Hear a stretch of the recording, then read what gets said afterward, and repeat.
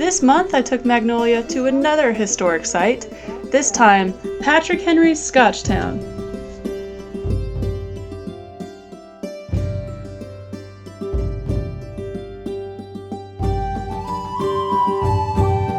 We again practiced various drills of 18th century light dragoons, including forming a company and marching forward by files, riding in a row of 2s, 4s, or more, according to the orders of our leading officer.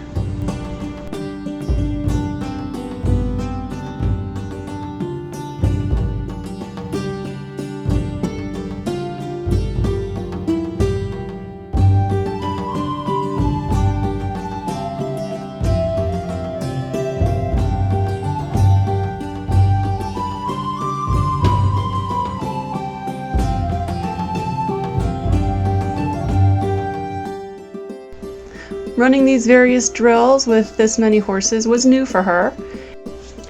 At times, she showed hostility to the other horses, but we worked through it. At the end of the day, she enjoyed herself like never before.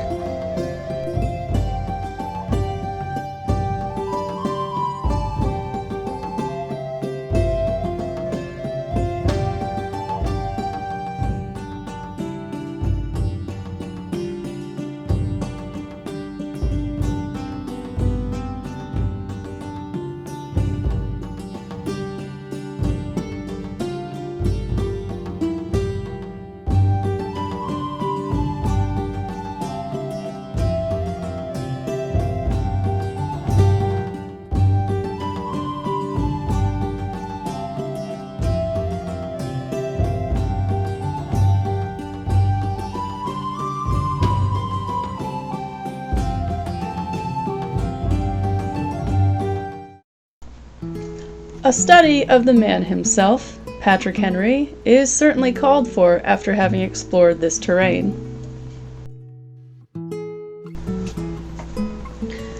Born in 1736 on May 29th, Patrick Henry was the son of a Scottish immigrant named John Henry.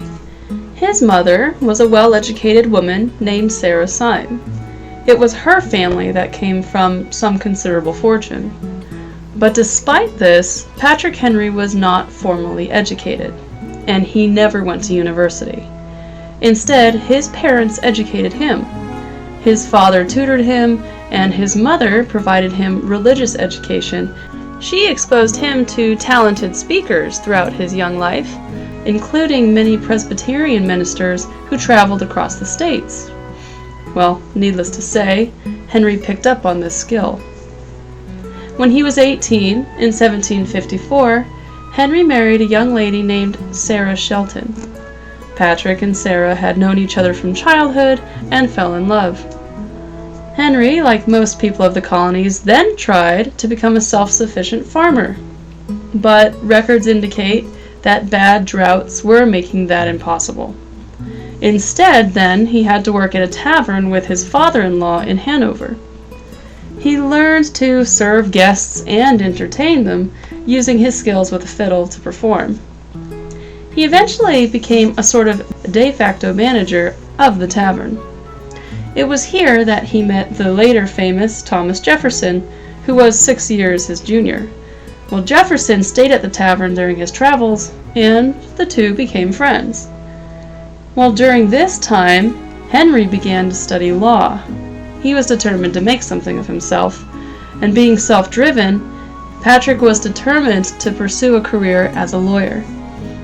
After a month of studying, he applied for his lawyer's license in Williamsburg, Virginia, which was the capital of the time, and he got it. He then opened a law practice in town, finally graduating from tavern life. Henry used his position as a lawyer to argue for what he believed in, which was strongly rooted in natural rights. Skip ahead a few years. By the 1760s, he fought some key cases regarding taxes. This earned him a good reputation in the backwoods of Virginia. In 1765, he applied for a seat in the Virginia House of Burgesses. Now, the House of Burgesses was a very historic assembly. It was the representative government in the state of Virginia.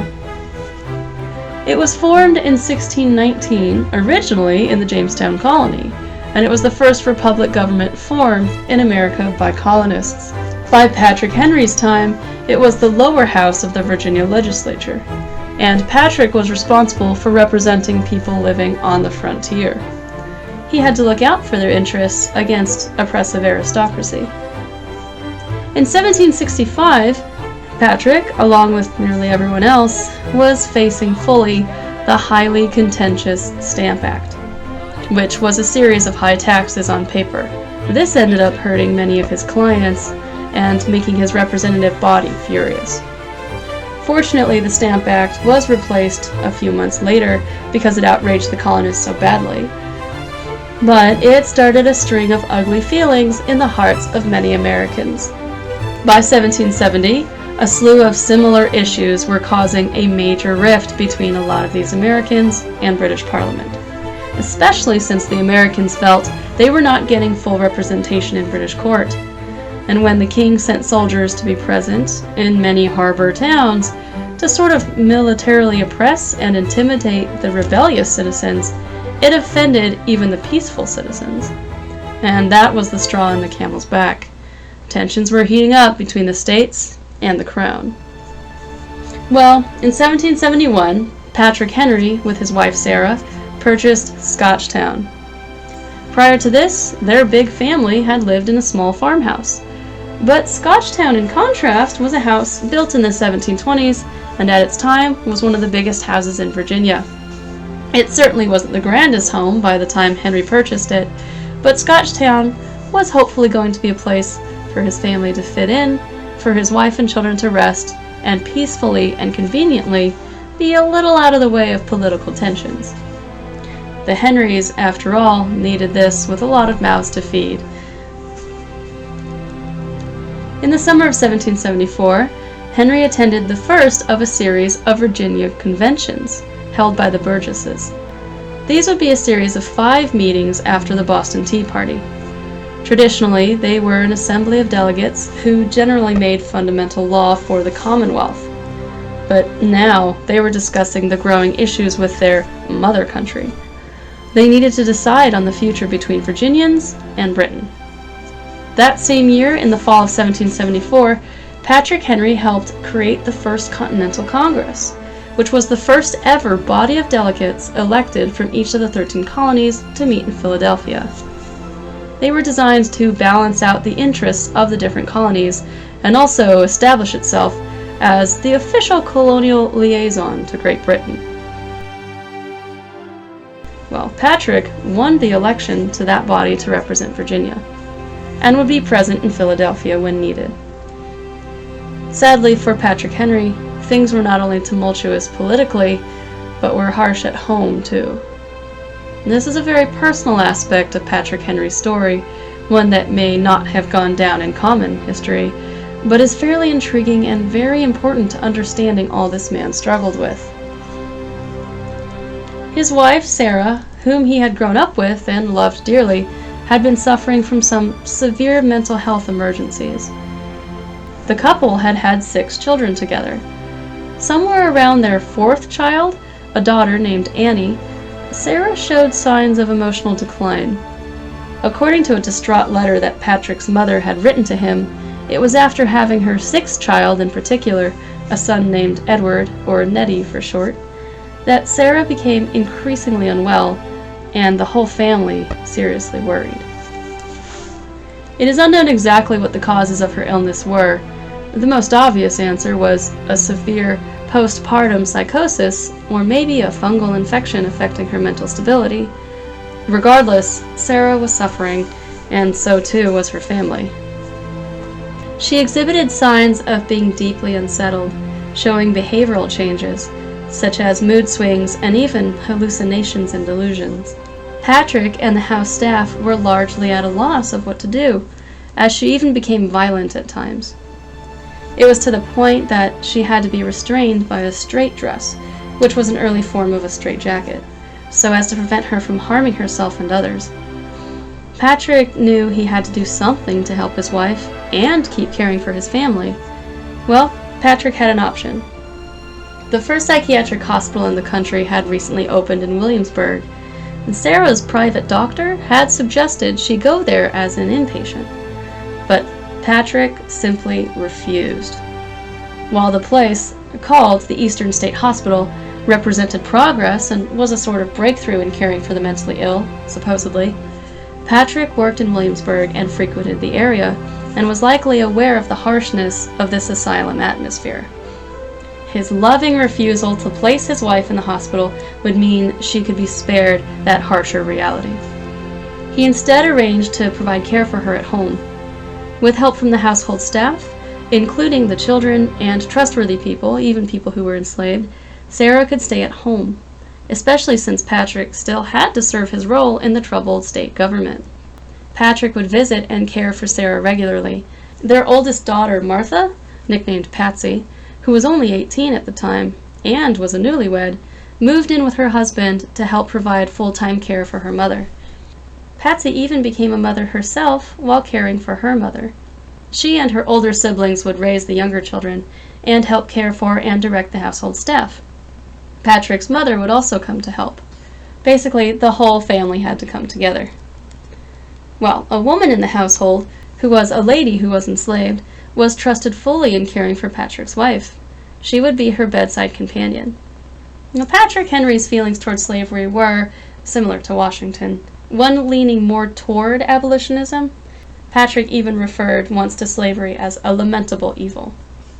Well, in fact, it was this woman who, as a member of the household, allowed Sarah the ability to last as long as she did in the peace of her own home. Still, Sarah needed more than Patrick or anyone could give. Supposedly, some people who were enslaved simply refused to go near the house where she was being kept. And in the end, Sarah passed away on the 19th of February in 1775. She was 37 years old, and Patrick at the time was 39. A vigil was made, and she was supposedly laid to rest somewhere on the property, and the house with its many inhabitants were in mourning. Now keep in mind, all of this was happening to Patrick Henry and his household at the same time the country was imploding. Less than 3 weeks later, Patrick was called yet again to serve his government. He was called to go to Richmond as another Virginia conference was called. With little time to recover emotionally, and with the tragic death of his near lifelong companion fresh on his mind, he had to attend yet another meeting. This was the second of 5 conventions. This one was called in response to interference that was brought in from Lord Dunmore, who was the king's appointed governor of Virginia. He resided in the very large and very fancy Governor's Palace at Williamsburg, and it was a grand home. A simplified explanation of this, Lord Dunmore was acting as a representative of the king and was apparently giving orders to the Royal Navy to cause grief to rebellious colonists and disrupt their trade along the coast.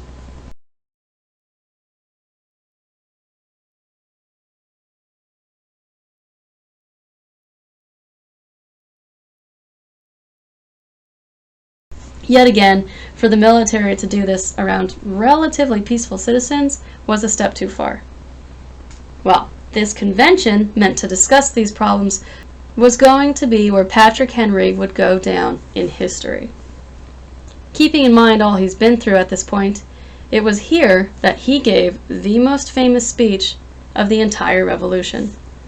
His old friend Thomas Jefferson was in attendance. So too was George Washington, as he was a member of the House of Burgesses.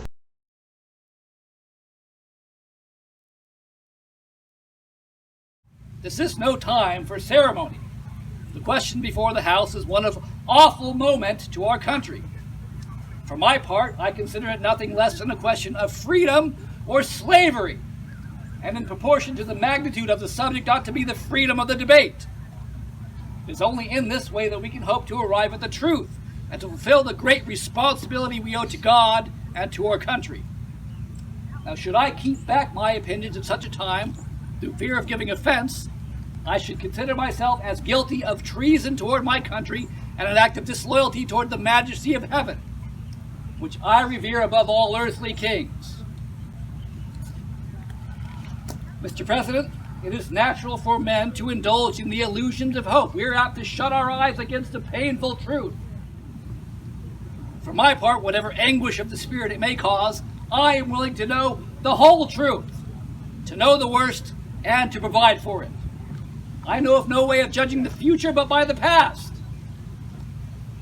Judging by the past, I wish to know what there has been in the conduct of the British ministry for the last 10 years to justify those hopes.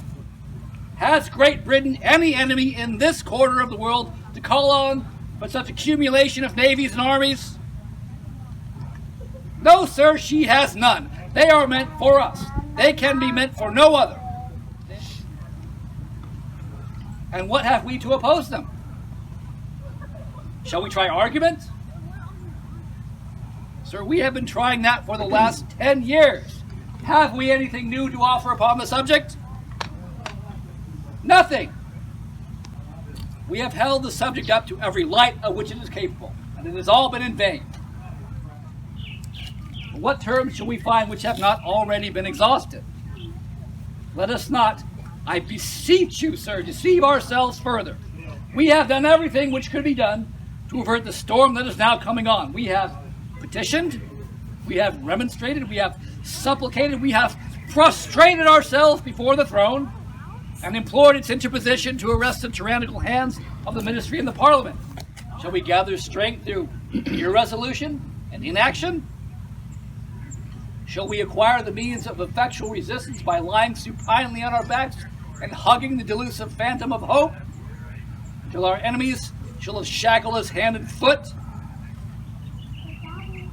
We are not weak if we make a proper use of those means which the God of nature hath placed in our power.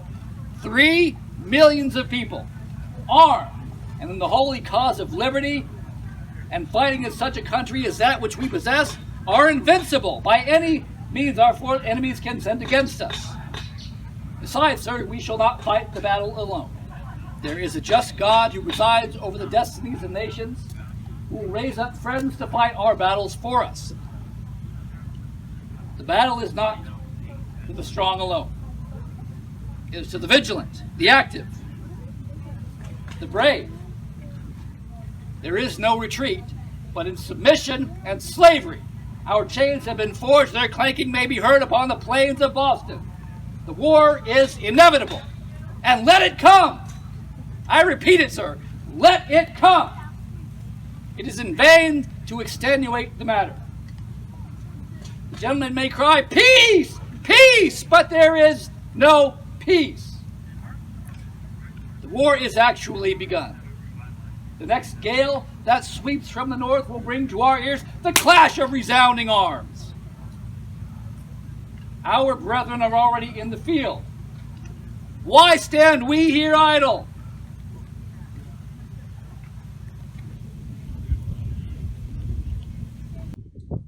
What is it that the gentlemen wish? What would they have? Is life so dear or peace so sweet as to be purchased at the price of chains and slavery? Forbid it, Almighty God! I know not what course others may take, but as for me, give me liberty or give me death.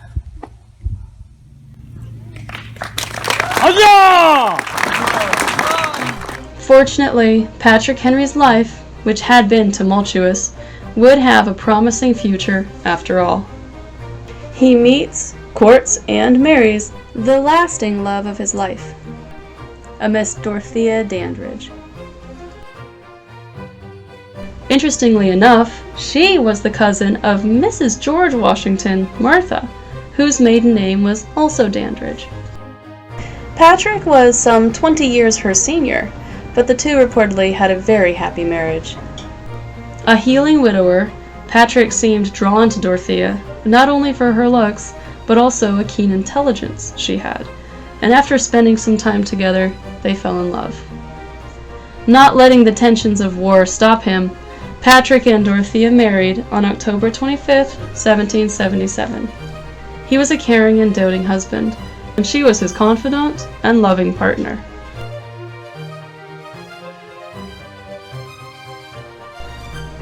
Patrick's luck continued, as the next year in 1778, he was elected as governor of Virginia.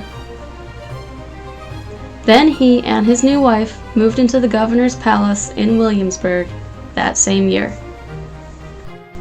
Uncovering Patrick Henry's story is a very meaningful move to understanding the history of how the Revolution started, and how some people in the past, including statesmen like Henry, understood disability, human rights, heartache, and recovery.